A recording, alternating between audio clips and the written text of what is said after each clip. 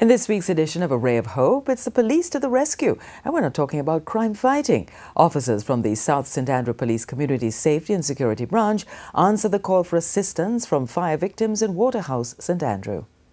A ray of hope. Police cars in inner city communities, nothing uncommon and oftentimes not a good sign. But in this instance, the police presence was welcomed at this yard on Bill Park Road in Waterhouse, St Andrew. Well, what's left of it.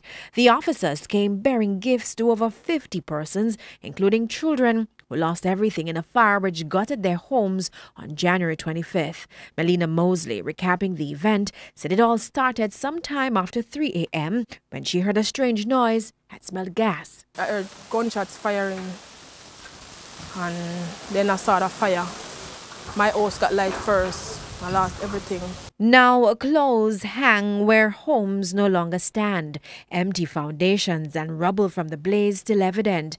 But all was not lost. This after the South St Andrew Police Community Safety and Security Branch, along with the Spanish Grain Store in North Parade, stepped in and donated some well-needed supplies like food, toiletries, clothes and other necessities. We believe that policing is just not only the harsh side, but we at the Community Safety and Security Branch believe that at all times we must give back to our communities to help these families to get back on track. Since January, we have started an outreach program where we're trying to help the police in different divisions. We have made donation to 6 police stations already, where we ask them their need and we try to meet it as best as we can. Sergeant Alex Bloomfield, attached to the Hunts Bay Police Station, says it's more than community development. We have 9 active police youth clubs within our division, and of course we do our debating competition, we do our annual summer camp on a yearly basis where we take approximately 120 persons from these communities. Not only these communities, but also the high schools within our division.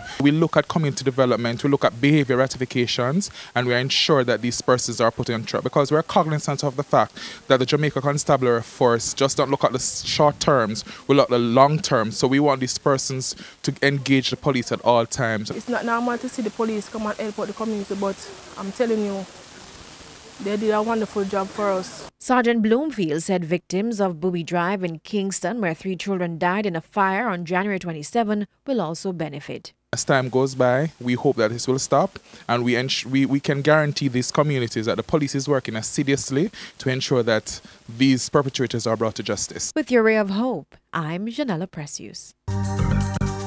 A Ray of Hope.